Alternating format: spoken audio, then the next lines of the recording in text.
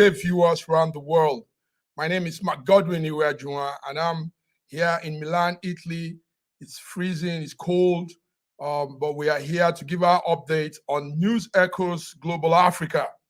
I don't do this alone. I have my coordinators, friends, brothers all over the world joining us in faraway Lagos. To tell us how it is with the explosion in the southwest is Bidi Nana. Bidi, good morning. Good morning, Massive Mike. Thanks for having me once again. Our viewers all around the world, good morning. Thanks for joining us again. Let's do it like always. Yes, our viewers around the world, believe me, BD, they are waiting for us. In fact, this morning we had Ijo Machukudi staying by and saying, good morning, I'm ready to hear the updates. And we can't do that update without George in Toronto, Canada. George, good morning, sir. Good morning, Massive Mark, and good morning, BD, all the way from Lagos, and good morning, viewers from around the world. My name is George Chukwu. It is going to be a fantastic show today. Good, George. Yes, but it's not really fantastic, George, because some sad news coming out of Nigeria, the southwest. We're starting with that story. BD, you're close to that area. Many are feared dead, house destroyed as explosion rocks a city called Ibadan. I know Ibadan, southwest or your state, Nigeria. Rescue operation, they say, is going on now. But that explosion was heavy.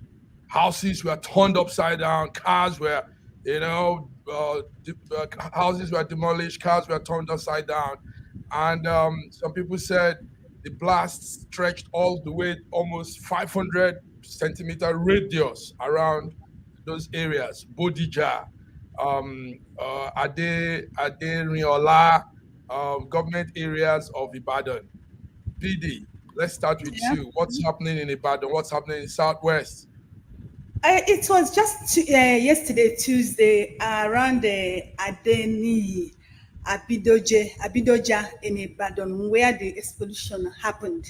And it was heavy, that it stretched to many areas in Ibadan. The thing affected a lot of areas. Cars were smashed, windows, doors,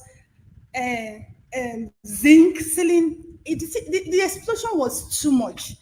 As I speak with you now, we have recorded over 77 injured people. We have about 2 confirmed deaths as of now, as of today.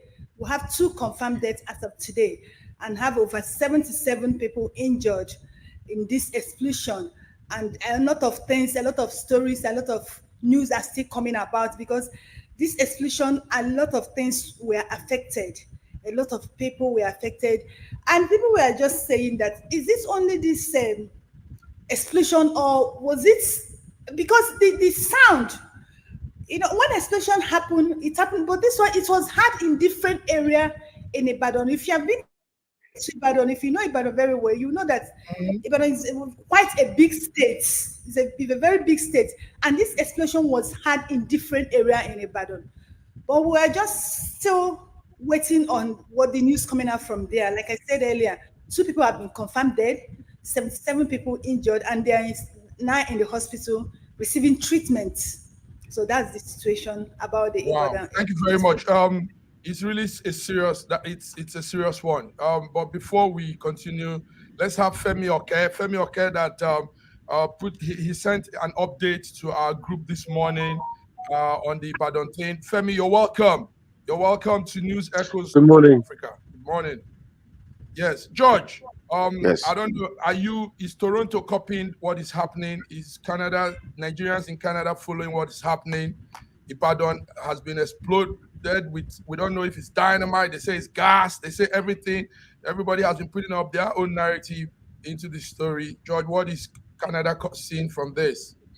Well, most of us, the news we're hearing is they call it earthquake. That it sounded like earthquake, but I don't know if it's earthquake. I don't know if it's volcanic eruption, but it's a very sad happening. Nigeria, in our state now, we don't need such bad news, and we send our condolences to those that have lost their loved ones and those that are still injured. So hopefully this is not going to be some kind of terrorist attack. I hope not, because we Mm. can't afford such sad news anymore. We need some good news in our country. We need some good news in our country. Femi, you sent some updates this morning, good updates.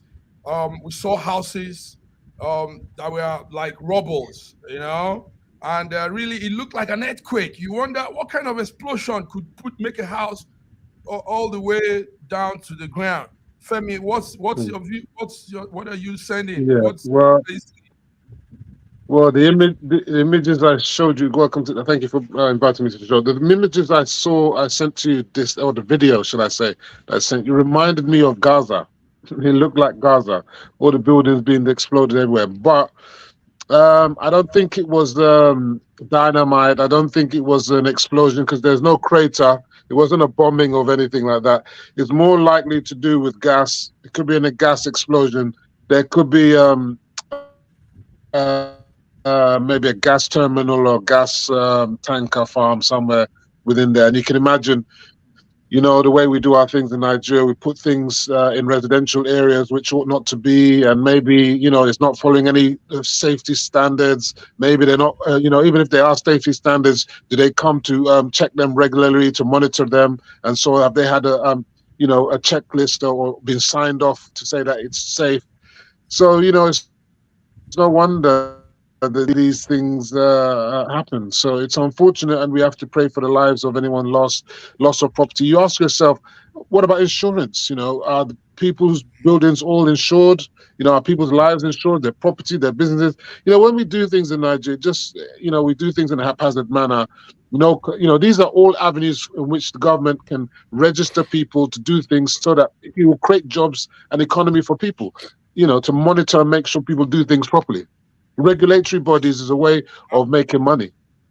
I was coming to that, Femi. Thank you for bringing that up. BD, Yeah. are we prepared for such things? I mean, this looks so ugly, and Nigeria, Africans are not prepared when you have this kind of occurrences. Are we prepared? Are there? We didn't see ambulances, we didn't see fire service, we didn't see anything. All we saw were people screaming, and probably some people will even use this opportunity to loot and steal. That's what we see when it happens like this.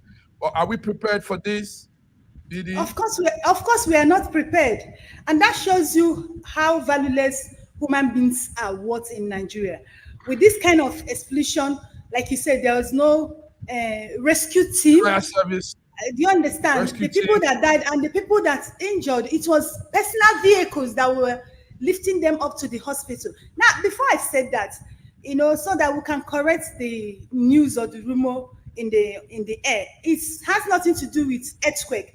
What actually happened in Ibadan was an explosion, and what caused it was illegal miners in Ibadan. We have this group of people who mine illegally in Ibadan. So they store explosive devices in a house. It was those explosive devices they store in a house that exploded. That was what actually happened. It's illegal miners in Ibadan. They are the one who caused this thing. So I just want It, to correct the. no, I think it's being alleged that that is what happened. There is Yes. no proof yet that that is happening. That's what took place. So it's still, there are so many possibilities, and this is one of them.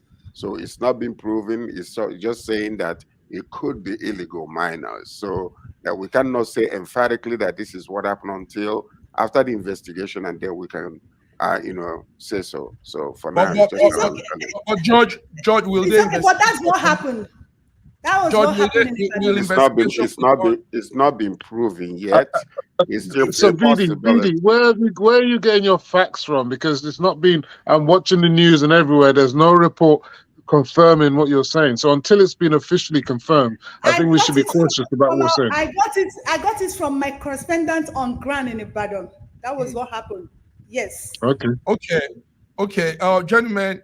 Well, we were not in Nigeria. You're in the UK. George is in Canada, and she's close to the situation, and she's a media person. So, but we're not making BD. conclusions. We're not making conclusions yet. What we had from the special advisor to the governor, Shettima on security matters is no one could authoritatively say what the nature of the explosion is. That's what the Fatai. If BD is correct, if BD is correct, I owe her a drink. Okay. No, you owe me a Anyway. car. I don't want drink. I want a car. Anyway, gentlemen, also let's look at this. Let's look at this situation. The situation now is, could it be a terrorist attack? I mean, it could be a terrorist also. It could be Femi. You don't think so? I doubt Because it. I doubt it.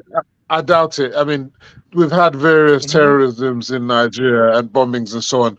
They wouldn't choose a location like that place in Ibadan. There's no political significance to that location.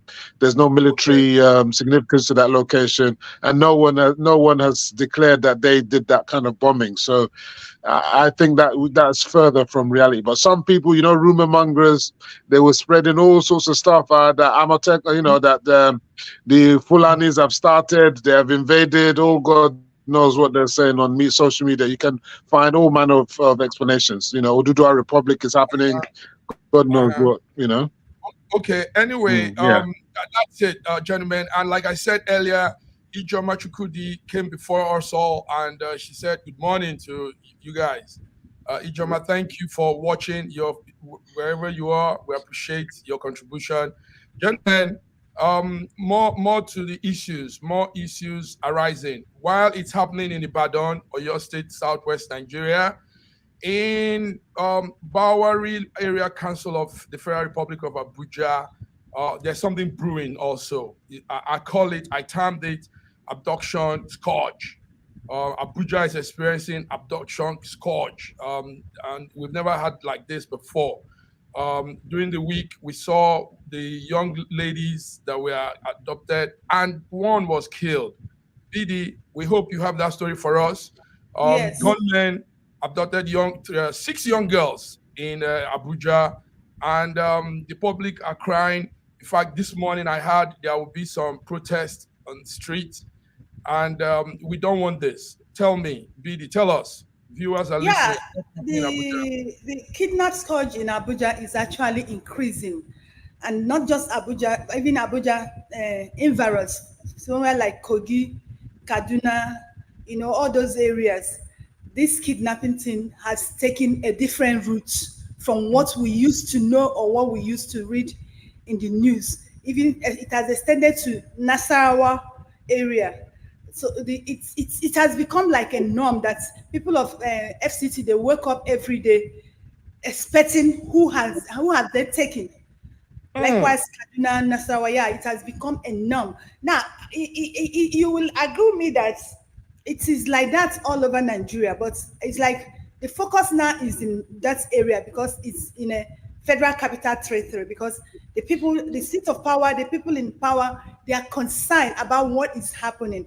It's not just an Abuja, Kogi, like I said, Nasarawa, Kaduna, that environment. The tension is high, but it's just like that all over Nigeria. But that area during this festive period, Christmas period, I think that was 29 or 30th. They did a blockage and they were picking people. I'm telling you, there was a blockade and there were people were turning their vehicle, and some people even have to run out of the vehicle and running. You get to that stage that you're no longer thinking. You left a vehicle, you run out of the vehicle, and you're running. Where are you running to? In a lonely road, where are you running to? That's a human instinct, because they just want to save themselves. My dear, it's too much. I don't even know what we're going to do. Okay, we'll come back. We'll come back to you, BD. Please be there. Wike, the FTC head man, summoned an emergency meeting over this whole thing. These kidnappers, bandits are running rampage in Abuja, really. George, is Wike focused in his job? Doesn't this look like he's not focusing what he's supposed to do? Rather, he's looking at what is happening in River State. George, what are you saying? I'm not here to judge Wike, and because this is the kidnapping in Abuja is as a result of the whole suffering in Nigeria, and Wike ought to have. The question in short is, what is he going to do now? Because he did not send the kidnappers, and so the problem we having in our country is because of the sufferings that took place 8 years ago under the Buhari government, but people are not ready to wait for things to change with the current government. I guess the effects of the past 8 years is really has created a whole lot of things. Some people might say, well, it looks like things are getting better. Well, things are not getting that much better. We have hope that it will get better. That's what we're looking at, given the opportunity that has been handed to our current president.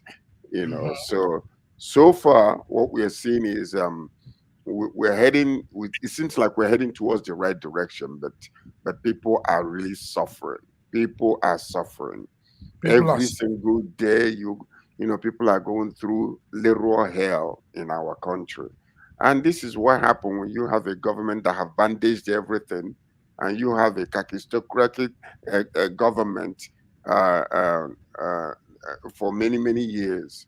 So hopefully for the sake of the people, hope that things will change. But for now, look at 2 people already being killed. And these people are getting so even bolder that they're increasing the demand from 60, to 100 million per person, bringing it to almost 700 million that they're demanding. So this is a type of boldness. But my question now is this.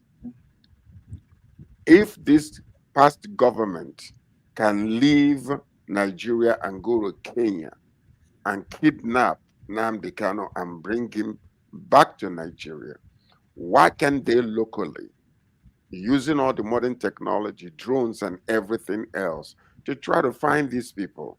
Because, from what I'm seeing, it's all because of lackadaisical movement.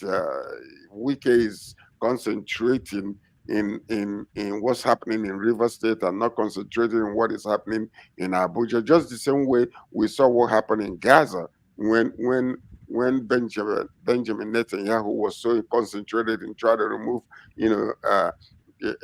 disarm the judicial department, and then all of a sudden, at the back of his house, it will happen. Thank you, George. Thank you, George.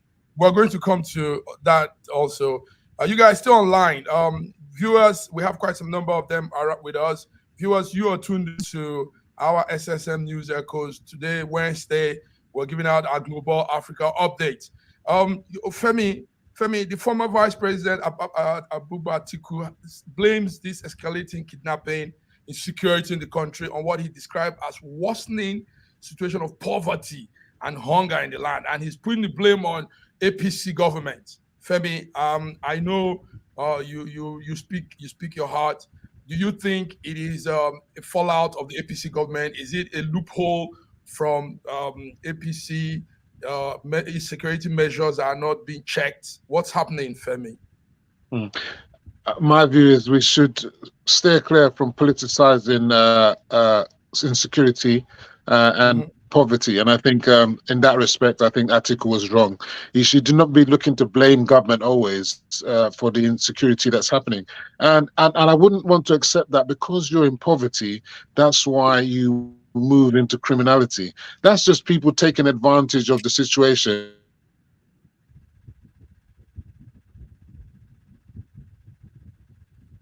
I think. Hello, can you see me? Are you with me? Yeah, we can hear you. Yeah, we can hear you. And some people choosing to take the most drastic efforts to do whatever they want to do. So it's just a grab for money, and it's illegality. And I don't think that Governor Wike can be everywhere to stop every form of criminality. I mean, this is impossible. It's like saying, because you're the president, if there's any crime that happens tomorrow, he's responsible for what happened in Ibadan. He's responsible. You can't be of course, it's the responsibility of government to stop all kinds of criminal. I mean, to secure lives and property.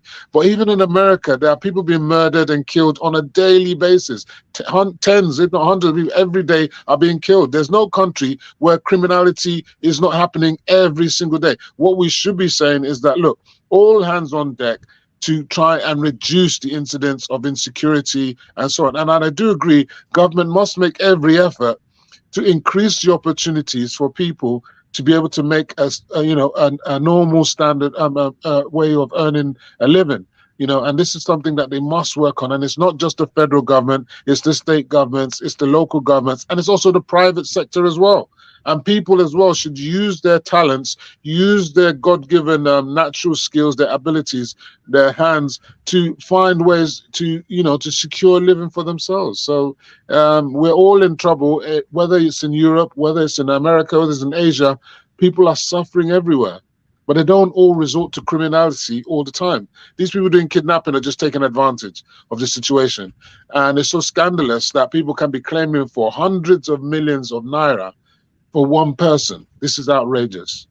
This is outrageous. And they're getting away with it. They're getting away with it. They're getting away with it.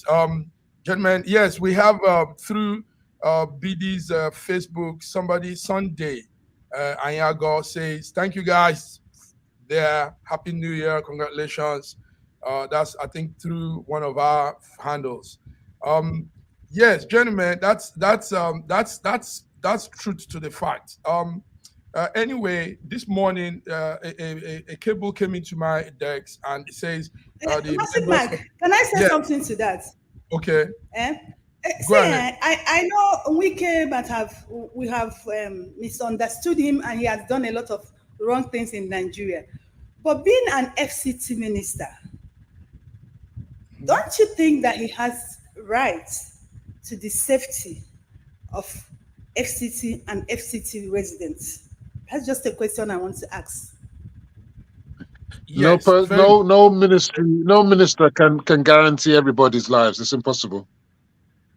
No, I said, I mean, having rights to call for that meeting. That's what I'm asking. They are criticizing him. That's what I'm saying. He has every right to call for that meeting. He has every right to call for that. That's what I'm saying. Yeah. Yes, he has every right to call for that meeting. And anyway, this morning also, the Middle Belt Youth Forum, I think it's an organization right there in the Middle Belt, Benue, has called that they will be protesting all around Abuja this morning as a result of this insecurity in the state. And we heard also that Inspector General of Police, Kayode Egbetokun, has also called for a meeting to speak with some people and look into criminal-minded individuals, as he termed them. Yes, go ahead, BD. The problem we have in Nigeria is not working as a unity. You see, the Northerners want to protest now. This killing, this kidnapping did not start today. During the Buhari administration, it was more. And the Southerners were protesting, they were talking, and what did they do? They stamp on them, they try to silence them, they call them names. And I'm just telling you from what I've heard, it might be only the Northerners that might be protecting now. Because when this started, if all Nigerians have come together to fight and to stop this, probably we would not have gotten to where we are today. But we know how to tribalize and religionize things. They made it's okay as long as it was our brother. So I think a lot of Nigerians has bought into that. Because I was in a conversation yesterday on social media, and they were saying that the Southerners were saying they're not ready for this protest. Let's deal with it. And it's not as if they are not feeling the pains. It's not as if it's not hurting them. But when this thing started, the Northerners refused to speak up. They refused to even, if you can't protest, you encourage and motivate people who are protesting. But what do? They keep talking down on them, coming after them, arranging attack protesters. Then they want to start arranging attack protesters. Thank you, BD, good one. Thank you. I'm not taking words off your mouth. But Femi, I want you to stay on grind. you're the man bringing us updates from Ibadan. There's some updates coming in. I want you to be on grind on that. Look out for a news update while we are live here with our viewers. Quite a number of them are with us. Gentlemen, before we go on the break, let's quickly look at something. Yesterday, I want you to speak from your heart now. Yesterday, there was a book launch. There was a book launch on our former president, Buhari. And this book launch was a heavy one. It had almost everybody there. And Buhari, the team, what Tinubu said to Buhari, the new president said to the former president is, you courageously took over power in 2015, when terrorism was at its peak, and you stamped out your feet and dealt with Boko Haram. Now, gentlemen, this was happening yesterday, right there in Abuja too. George, how do we begin to give accolades to something that didn't really work? Was the president that successful in his tenure? George, what do you think? A book on Buhari, all praises, all accolades on Buhari. Well, I don't know what you expect the current president to say. He's a politician, and this is his predecessor, from the same political party. So you wouldn't expect him to go there and say anything negative. So he said what he had to say. But the truth of the matter is that Buhari's government was the worst government ever in Nigeria. And there is no one that can ever say, because the man was a sleeping, sleeping dog per se, when it came to everything that happened, partially because of his sickness and partially because of his ignorance. So that's what it is. Whether we like it or not, let the truth be told. That is the reason why a lot of people are having a little bit of hope right now. Because as much as this current government, they are basically what you call a social media or media government for now. But from all the everything that is being said so far, it sounds good, and hopefully it will catch fire. Another thing that I wanted to talk about is what Billy was saying also, because you see, the politicians will weaponize, divide to conquer people. And then people are taking it up right now. And that's what they did. They sowed the seed of discord, tribal discord, religious discord. Now people have bought into it, and they have, taken it with them, and they're using it now, because the Northerners are now standing up. They want to go and protest. But when it was them kidnapping and the terrorists from Boko Haram and the rest of them doing that, they were condemning the South. So this is what so far, I'm just looking. I don't want to even talk about this Buhari's book. I don't know what he's going to write. What is in the book? Is he going to be writing about cutting red ribbons on unfinished projects? Let me hear from Femi. Femi, that's your party. APC is your man. I saw some articles on Buhari you wrote it last year, 2 years ago. And I followed some of your take on him. There's a book on your man. How do you feel about that? Thompson. So every president, when they leave office, is going to write an eulogy of themselves, always in glowing colors. So it's not a surprise that Buhari would do likewise. Now, what I always find, in history, I found that when a president goes, at the immediate point of his leaving, he's the worst president ever. Give it another 4 years, then they'll start telling you, look, good days was the best time. You understand? Trust me, in 4 years' time, they'll be telling you that Buhari's time was fantastic. Look, this is just a fake narrative of reality. When Buhari took over, there was bombings in Nyanya, there was bombings everywhere. The number of attacks happening on a daily basis by Boko Haram, attacking military barracks and whatnot, was endless. You understand? If we can't tell ourselves the truth because of political bias and say that actually things actually did improve, the number of Boko Haram attacks has diminished significantly. Boko Haram as a force are nothing compared, are a shadow of themselves. This is the reality and the truth. Now, has insecurity improved? Yes or no? It's debatable. have different forms of insecurity taken effect during this period, we can say, yes, it's not the same insecurity that we had during the time of good luck. It's not the same as, all that. So things change.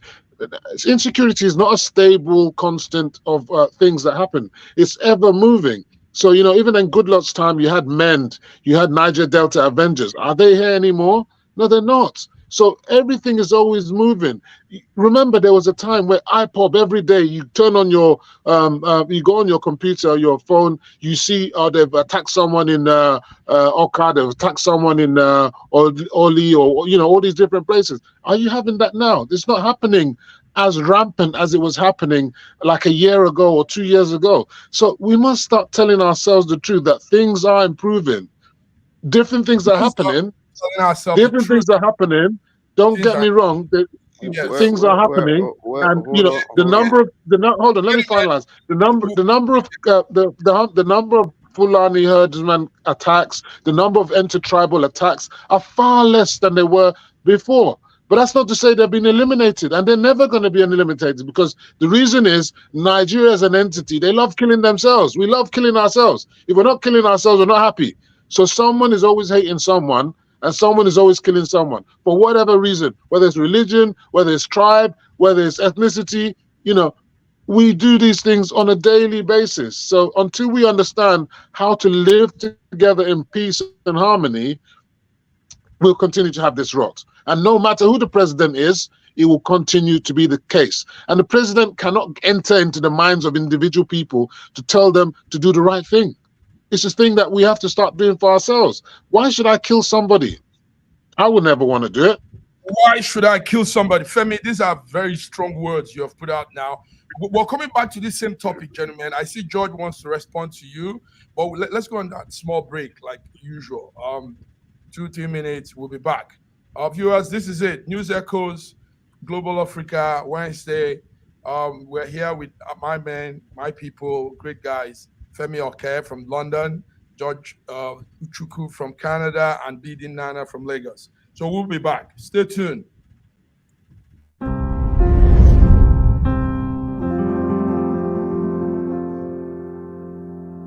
Arise, oh, compatriots, Nigeria's call, obey.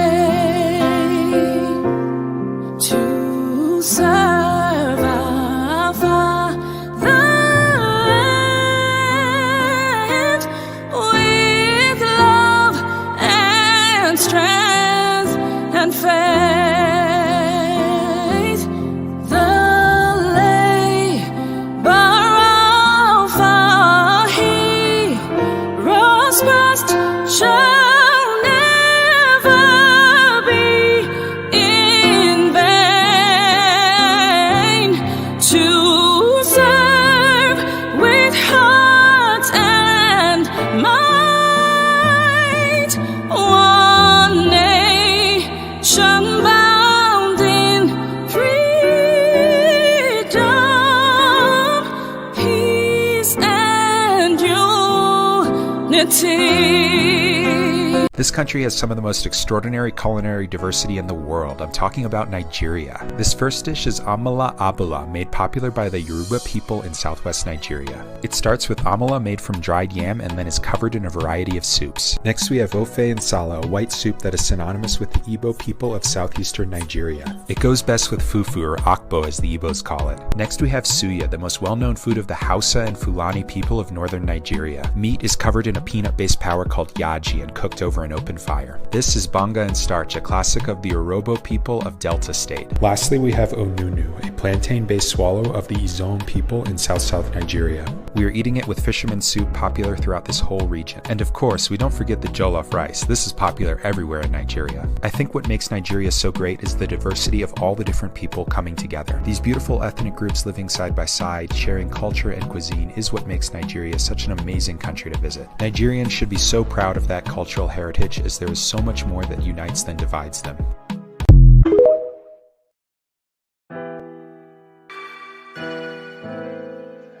Gen Gang Story magazine is an African international bi-monthly magazine based in Milan, Italy, and founded in 2016. The publication focuses on personalities, fashion, style, entrepreneurship, and culture for Africans. Though articles on food, movies, fitness, music, travel, sports, technology, and books are also featured. Our lives full of best stories. A lot can happen in a month. Expand your mind, change your world. Get Shengen Story magazine's full editions. Celebrating Africans make an impact. Read better. The Inside Story. Your fashion magazine for a better life. Gentlemen, you are welcome. Welcome back to News Echoes Global Africa this Wednesday, 17th January 2024. Femo, before we go ahead, are there new updates? Is there anything new from Ibadan, No, Southwest? No? I haven't seen anything new yet. There's no confirmation. I'm still looking. Okay, because we need to really know what is the cause of this explosion. I mean, we can't just have this mad. Yes, it's gruesome. I Cars mean, with turned up. with this many hours, this many hours after the event, you would have thought we would have some clear, definitive position, but not yet. So we're still waiting. Still waiting, and it's not too good. We need to be prompt at events like this, George. So I said we need to be prompt at things like this because it leaves room for fake news and all kind of guesses, all kinds of unverified messages and all that. Anyway, let's come back to some of what we were discussing earlier, gentlemen. We were talking some strong things. The crisis, worsening security crisis in FTC. That's the Federal Capital, Abuja. Now, Femi, you said some things that I picked on, and I think those were good, strong words. The president can't touch the mind of people to do the right thing, but policies and situations could affect that. Do you agree? I mean, Atiku saying hunger is making people want to do this could have some form of truth to it, because when a man is desperate, hungry, no work, nothing is coming his way, he could be anything. Is that not so? George, you were trying to respond to Femi. Go ahead, George. Well, I mean, we're talking about, he was mentioning things that took place in the past and things are getting better. And the thing is, the hypocrisy in Nigeria is one of the major problems we're having. Okay, the former president was, he knows about Mieti Allah, the head of the herdsmen, and we saw what happened, why they wanted to go and start grazing in farmlands and all those type of nonsense, bringing people from different areas or from different parts of Africa to come into Nigeria, allowing them, giving them weapons to go to the southeast and then southwest. They even attempted to do that in those places. Most of these, people, herdsmen that were kidnapped or even arrested, or Boko Haram, where are they today? What prison are they being housed? They're being released out into the streets again. So these are the, some of the hypocrisy that we have in Nigeria. We see these things, we complain about it, but after a while, we just let it go. No, if we want to nip, this nonsense in the bud, we have to follow the law all the way, not because the person is from Southeast or from Owerri or from Kaduna or whatever. Deal with everyone equally. Go to the root cause of all this nonsense and let's bring about a change a lasting change that will affect everybody. Yes, indeed. When situations like this that we're talking about today, maybe in about 2 weeks, we don't talk about it anymore. And we think, oh, it's gotten better. Well, yeah, the point is the people's mindset have not changed. Others will rise up again and do something. But when you nip it in the bud, yesterday, the other day, we are celebrating, the former deputy leader under Buhari. We're celebrating him, how he was killed and everything else. But this was the man that finally brought a change in Nigeria at such a time. It wasn't Buhari that did it. And I was telling everybody before he was elected, He was riding under the coattail of Idiapo. Today, now, where we are, Thank you, is the George. same thing that is happening. So Thank we you, have to George. be very careful. We have a comment. What we're doing is picking a comment and pasting on the screen. Charles says, Charles Zuzu 4361. It's an abnormal climate in Nigeria. Abnormal situation like this, killings are seen as normal. With time, Nigeria becomes desensitized to statistics like death tolls, da da da. Thank you very much, Charles. I think he's trying to weigh into what George is saying. Gentlemen, let's. Yes, I want to. uh, Okay, go ahead. Go ahead, BD. you see, the book launch, the reflection of Buhari and Femi Adesina was actually the writer of the book, how Mhm. he worked with Buhari. I say it like Sir George said, we live in a country of secrecy. We live in a country that hates truth. We don't like truth. If you dare to speak truth in Nigeria, they will tag you whatever thing they like. It was during the Buhari regime we have Tuko Muma, who Chuka. was repeatedly negotiating for Boko Haram and far north terrorists, and he was doing it for Yes. years in this country. But nobody arrested that man. Nobody called him for questioning until he left the shores of this country. They now arrested him. That was when our DSS stood up. That was when they knew they were going to work. These were the people who were giving him money. Do you understand? Nigerian government were giving him money for Boko Haram. Okay. So why are we making it look like what is there to celebrate in Buhari? Making Nigeria go through hell. He even Anyway, came to apologize that he's sorry for this what he put Nigeria through. It was for him to stand his ground. What ground are you standing? I don't understand. thank you very much, BD. Well, like okay said, Femi. Okay, it's that's how it is. Some different strokes for different folks. Some people see that he did some things, and some people don't see that. So anyway, let's move on, guys. Let's move on. Right behind me here, we discussed this last time in our program on this platform. Not too far away from me is an event going on. It's called World Economic Forum, and here is Switzerland. It started Monday, January 15th. It will last to Friday, January 19th.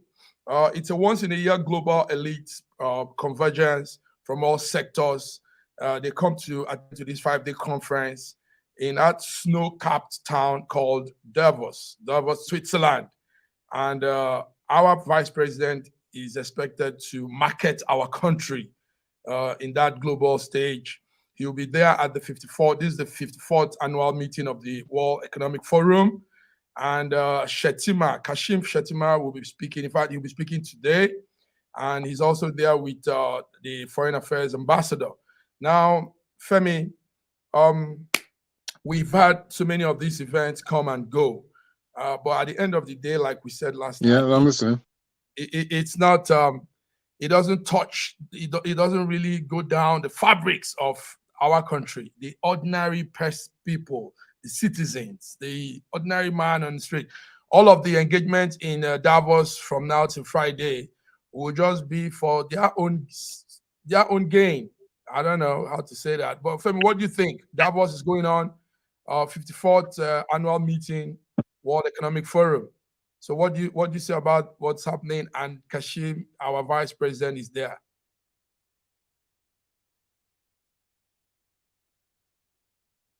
Well, what things like at Davos do is to just put the country on the map. It puts our leaders on the map. It gives people an opportunity to hear from the the principal personalities there as to what is likely to be happening in Nigeria. It's not like when Davos happens that everything's going to change. And sometimes they have policy initiatives and directions. Investment summits can happen. People can meet with different people to create investment opportunities that can come to Nigeria. So often of the times you don't.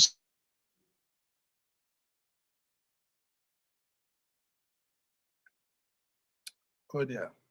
George? Mhm. I think we're losing Femi. George, yes, Davos is going on, George. Vice President Shettima yesterday. He spoke Femi, at one of the symposiums in Davos, and he spoke very well. okay. Yeah, we So lost again, you like yeah, he spoke very well. Go Yeah. ahead. Okay, so we saw him, yesterday, and he spoke very well. And as I say, these events are opportunities to put Nigeria on the map and to give people an insight to what our leaders are thinking. And we not necessarily see the effect of Davos until a year or two after, when whatever initiatives that they come together at the Davos comes into effect. So it's not a negative thing. And I think what's good is we ought to be looking to be making sure that the vice president's entourage was in line with President Tinubu's directive to minimize the number of people in the entourage and to save money and still be effective. So we can be effective with spending less money than having, hundreds, if not loads of people following the vice president just for a free holiday. Free. Yes, I think we should really check on that, Femi. That's a good one to observe. George, Davos is going on, and our vice president is there. Now, listen to this, guys. This might sound a little bit off from what we're discussing, but it's our research, what we did with the Davos.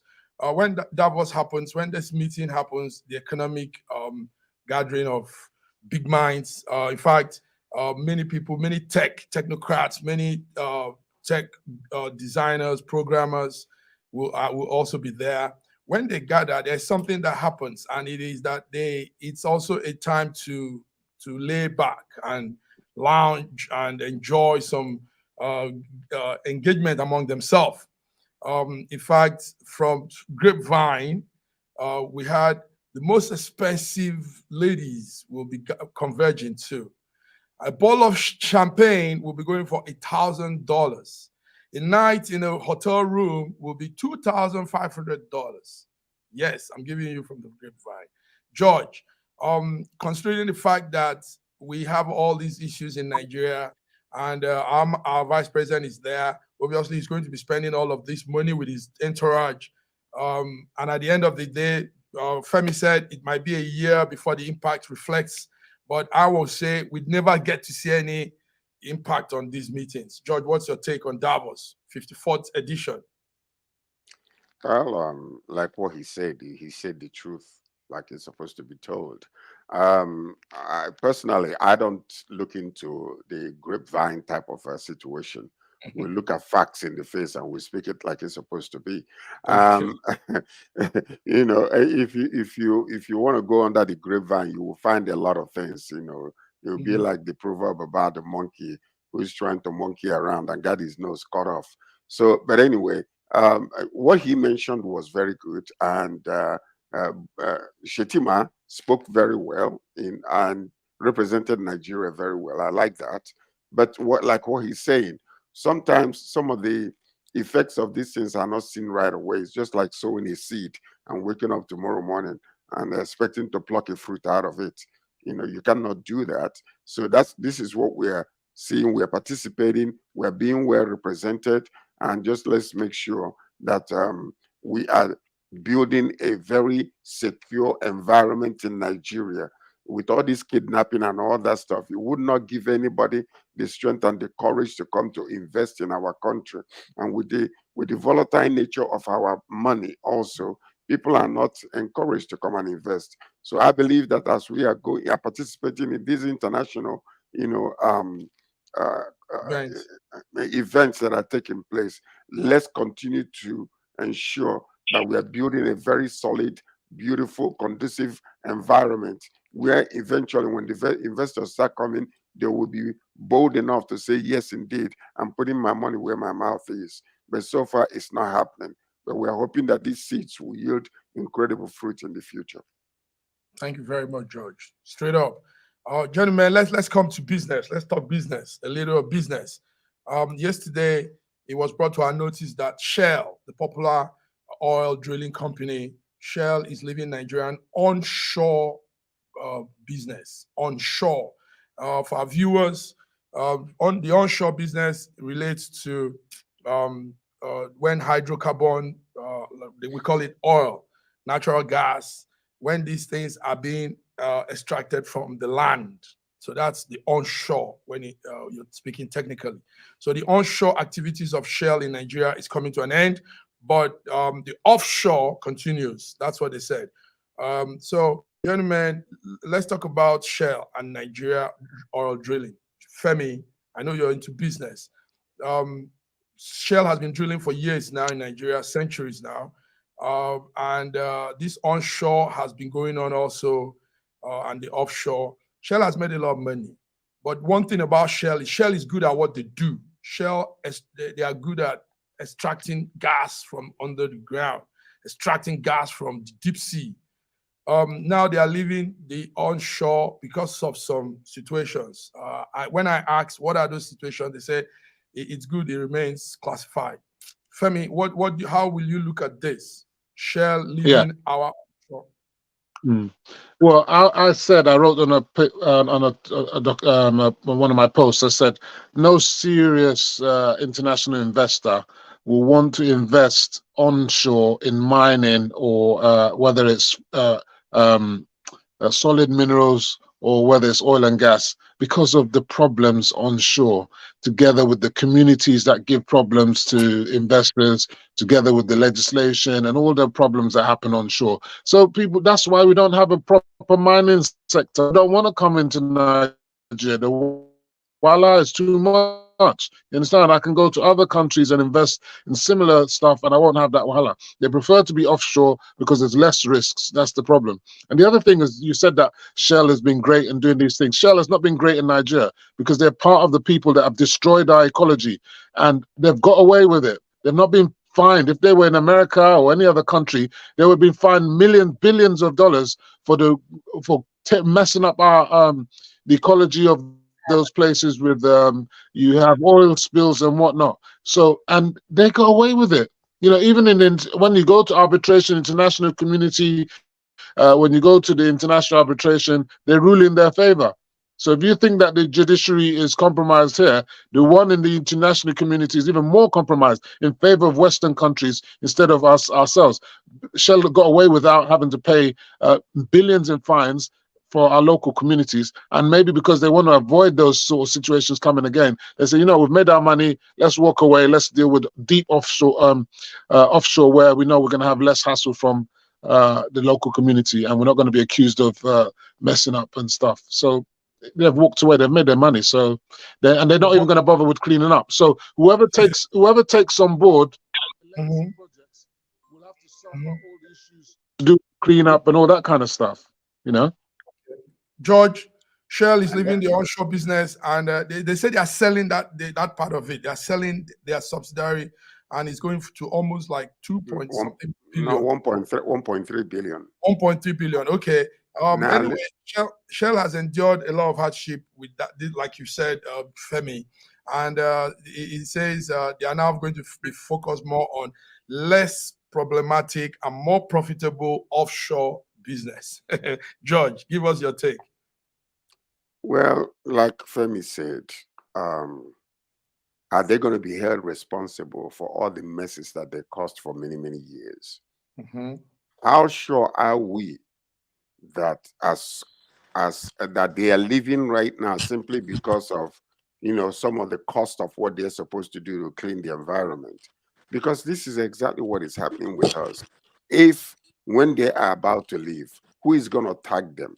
Who is going to say, okay, this is the mess you're living. Before you even exit, you're supposed to clean it up.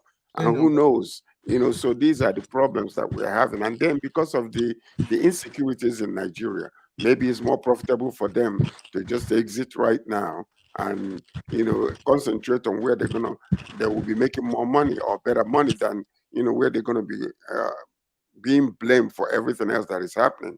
If you come into our country, one of the major problems, and you dig down deep, if you put sand that you want to renovate your house, you will start seeing different factions of people coming to extort money from you. This is happening in our own country. Can you imagine that? So when you think about just that little thing, the villagers will come, different groups will come, and you must pay them. If you don't pay them, they will destroy everything that you are trying to. They will not allow you to renovate your own house.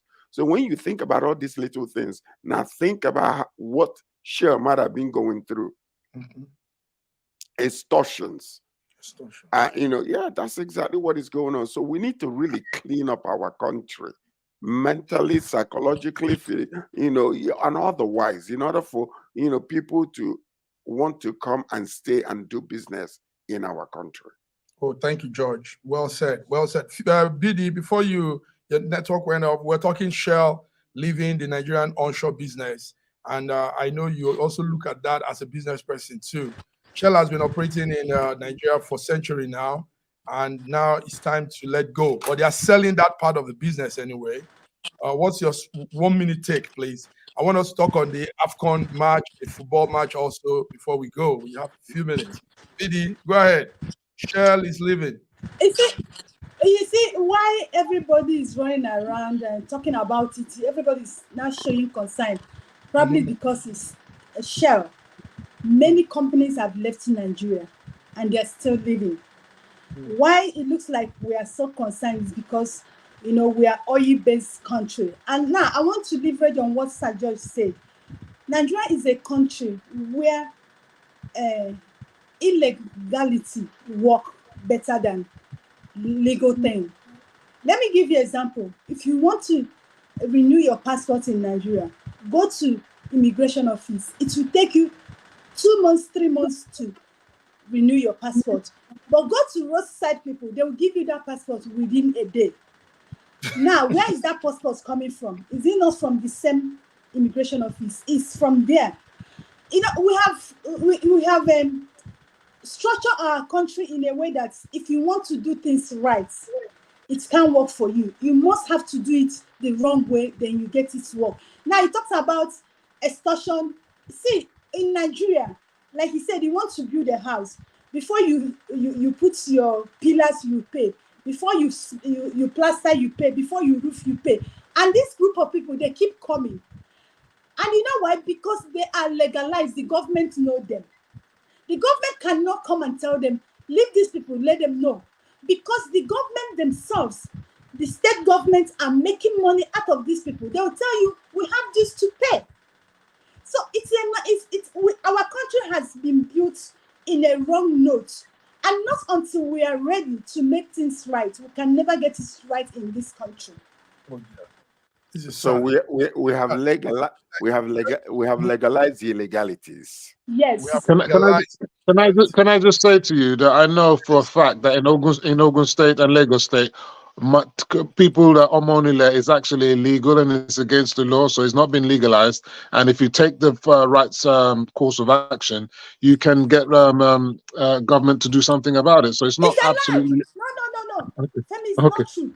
It is definitely true. Okay, Femi, where I want you to talk is I want us to roll into the AFCON. We can't do this without about AFCON. Yes, it's going on. We saw what happened on the first day. Nigeria played with what's their name again? You're breaking up. Can you hear me? Yes, we can hear you. Okay, gentlemen, before we go off, we can hear you. Okay, George, we have the African Cup is going on, and a lot of surprises. Many teams that people expected are not doing that. The expectations are not living up to that. But I tell people the game just started. Momentum will build as we go on. Let me start with George. Femi will conclude for us before we close. George, how are you viewing the African Cup? I haven't had time to watch it. Because you haven't had time? No.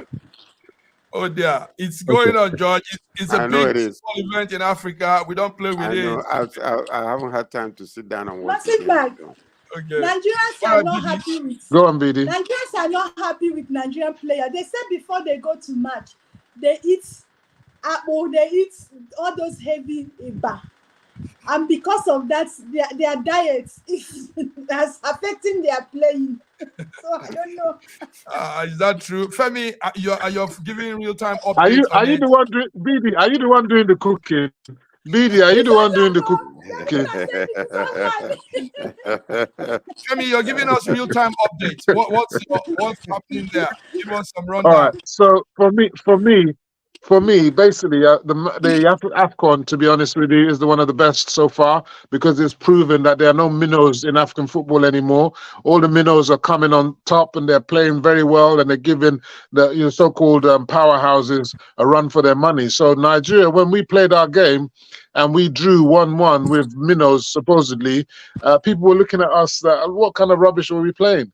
But actually, when you look at the other games, everybody else struggled against their opponents. Nigeria didn't struggle. In fact, they played very leisurely. You know how they are. They don't even take. They were like they weren't. It's almost like a practice session. But we weren't under any real pressure, and we drew 1-1. But other teams that we've seen out there, Ghana lost. You understand? We saw South Africa lost as well. I think Tunisia, I think lost. There's so many teams that have lost, and it's been very tough for many teams. You know, Senegal and Ivory Coast are the standout teams that have played so well so far.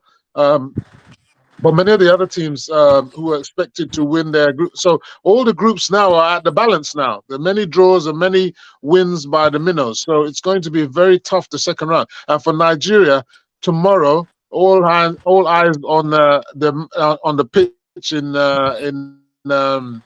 Ivory Coast. We want the Super Eagles to defeat Ivory Coast, the Elephants, at home. That's going to be a tall challenge because they'll have the 12th man. The crowd, the stadium is going to be packed to the rafters, and they're all going to be shouting for Ivory Coast. You know, our boys need to stand up and silence that crowd. You understand? Because if we lose that game, we could be out. You know, so it's not guaranteed that we're going to get through to the next round. So we can't afford to They lose. shouldn't come back to Nigeria. If they lose, they shouldn't come back. Well, gentlemen, beautiful. George, thank you, George. George, you take a lot of time to be here with us. We appreciate this. Femi Oke, thank you so much. You have your thing, but Wednesday you put it out to be with us. And BD, putting all efforts to be here. You guys have done so well. We are grateful. This is News Echoes, Wednesday, 17th, 2024. And we've come, conquered, and hopefully our team in Ivory Coast will conquer too tomorrow. So till we come again, let's not lose. Let's not lose. Okay. You know what, Femi, because of you, because of you, I'm going to watch this game. Please watch tomorrow's game. I will watch tomorrow's game. It will be all right. All right, Femi. All right, George. Thank you all. Until we come again next time. Bye bye. Thank you, viewers. Bye. Thank you.